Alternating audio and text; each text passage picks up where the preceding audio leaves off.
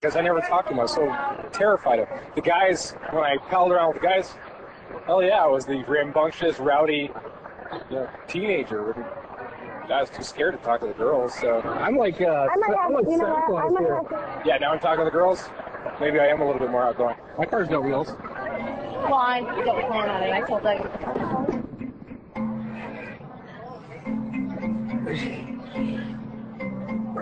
Today, Brad weighs 185 pounds, and he continues to work hard to stay healthy. Despite his achievements, losing his insecurities is taking longer than shedding weight. To me, it just looks chunky, especially with my shirt off. It will take a little longer for Brad to see in himself the changes that others already notice. I just don't think you're ever going to look in the mirror and go, damn, I look perfect. But you're a human being. Nobody does that. So, not to mention, you probably still see this person that was huge before. I don't dispute that I do have a lot of body imaging problems. He needs to be happy. He needs to feel good about himself for once, in this long stretch of his life. I hope I get to that point. I hope I get to the point where I look in the mirror and be like, that's it. That's where you want to be. In one aspect, I have the feeling of never be satisfied. I'll always keep reaching for more, and to finally break that stigma of being obese. Because I still view myself as an obese person. That's the goal.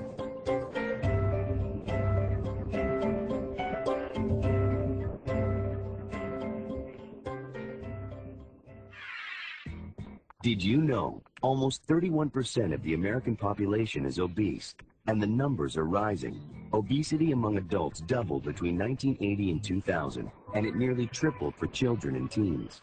Public health officials are concerned because obese people have a greater risk of developing diabetes, heart disease, and some types of cancer. You've been given all the information. Now it's your turn to discuss the questions. Take a moment to talk about the following. What physical and emotional problems may be associated with obesity? How can surgery help people with obesity? If you'd like to learn more about what you've just seen, go online or check out these books at your local library.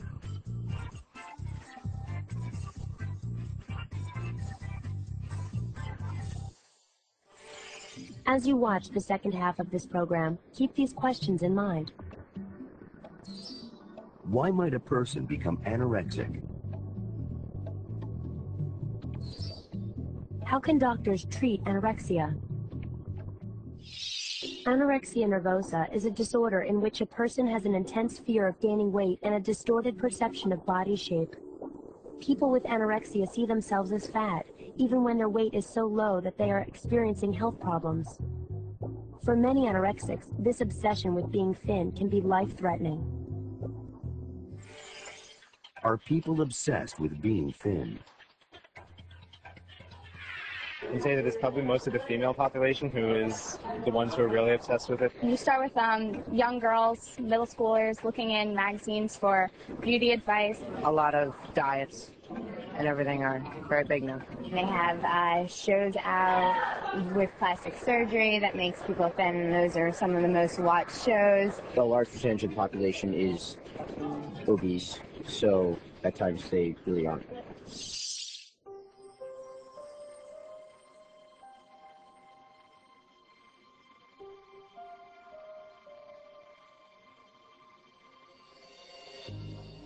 I don't remember the last time I've enjoyed eating.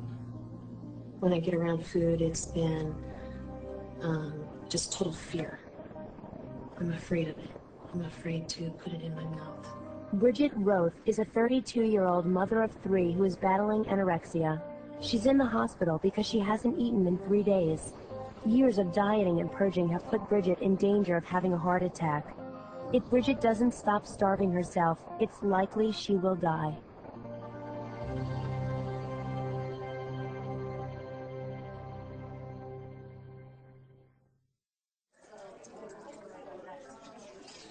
Bridget Roth has suffered from anorexia nervosa, an eating disorder, all of her adult life. In extreme cases, anorexia can lead to osteoporosis, kidney damage, and cardiac arrest. It kills an estimated 1,000 American women every year. Like other anorexics, Bridget has an intense fear of gaining weight or becoming fat. I think fat is a feeling. It feels like a feeling. To me, fat is disgusting. It's scary. It's awful. Bridget is 5 feet 5 inches tall. A healthy weight for a woman Bridget's height is 125 pounds, plus or minus 10%. Bridget weighs 106 pounds. I wear baggy clothes so that nobody can see the fat on my body.